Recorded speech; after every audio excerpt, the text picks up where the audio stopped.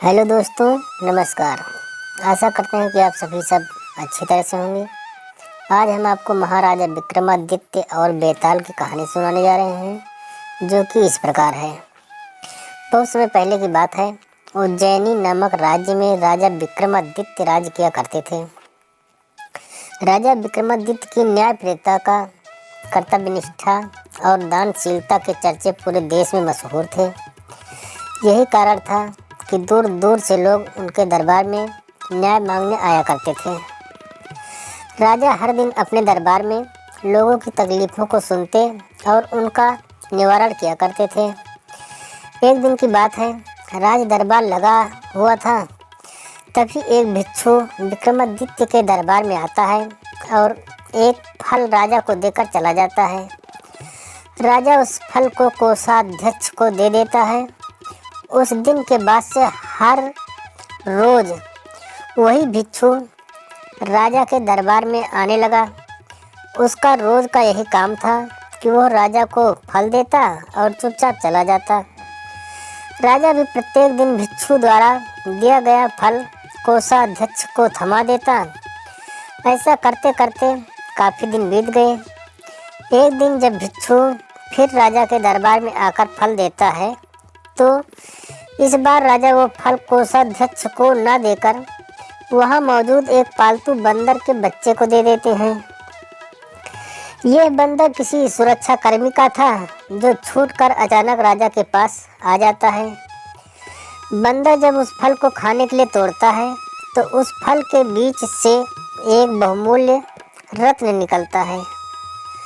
उस रत्न की चमक को देखकर राज दरबार में मौजूद सभी लोग हैरत में पड़ जाते हैं।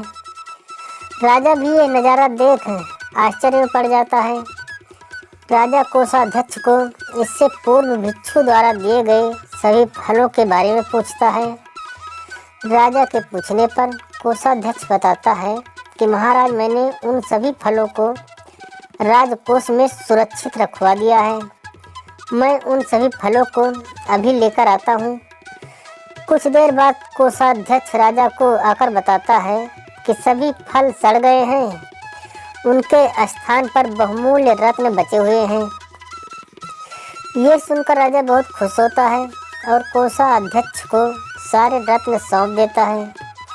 अगली बार जब भिक्षु फल लेकर दोबारा विक्रमादित्य के दरबार में पहुंचता है, तो राजा कहते हैं कि भिक्षु, मैं आपका फल तब तक ग्रहण नहीं करूँगा जब तक आप ये नहीं बताते कि हर दिन आप इतनी बहुमूल्य भेंट मुझे क्यों दे जाते हैं। राजा की ये बात सुन भिक्षु राजा को एकांत स्थान पर चलने को कहता है।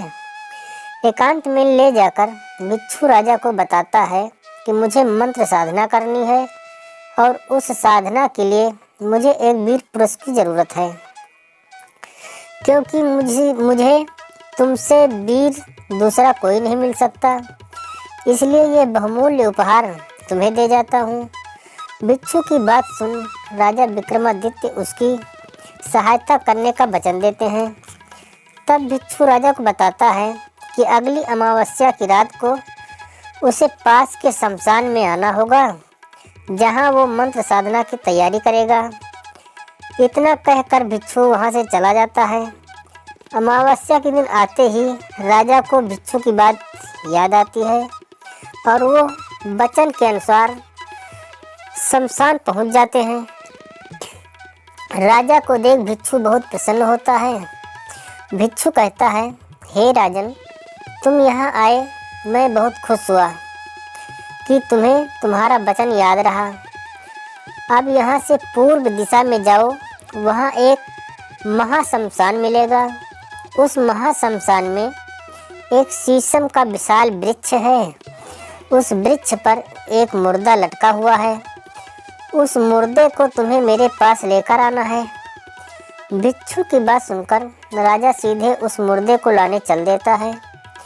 महाशमशान में पहुंचने के बाद राजा को एक विशाल शीशम के पेड़ पर एक मुर्दा लटका हुआ दिखाई देता है। राजा अपनी तलवार खींचता है और पेड़ से बंधी डोर को काट देता है।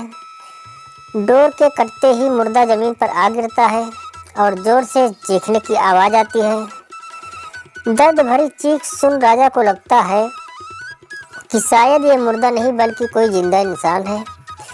थोड़ी देर बाद जब मुर्दा तेजी से हंसने लगता है और पेड़ पर फिर जाकर लटक जाता है तो विक्रम समझ जाता है कि इस मुर्दे पर बेताल चढ़ा है। काफ़ी कोशिश के बाद विक्रम बेताल को पेड़ से उतार अपने कंधे पर टांग लेते हैं। इस पर बेताल विक्रम से कहता है कि विक्रम, मैं तेरे साहस को मान गया, तू बड़ा ही पराक्रमी है, मैं तेरे साथ चलता हूँ, लेकिन मेरी एक शर्त है कि पूरे रास्ते में तू कुछ भी नहीं बोलेगा। विक्रम सिर हिलाकर हाँ में बेताल की बात मान लेता है। इसके बाद बेताल विक्रम से कहता है कि रास्ता लंबा है, इसलिए इस रास्ते को रोमांचक बनाने के लिए मैं तुझे एक कहानी सुनाता हूँ। इस प्रकार से बेताल राजा विक्रमादित्य को 25 कहानियाँ सुनाता है, जो कि मैं एक एक करके आपको सुनाता रहूँगा।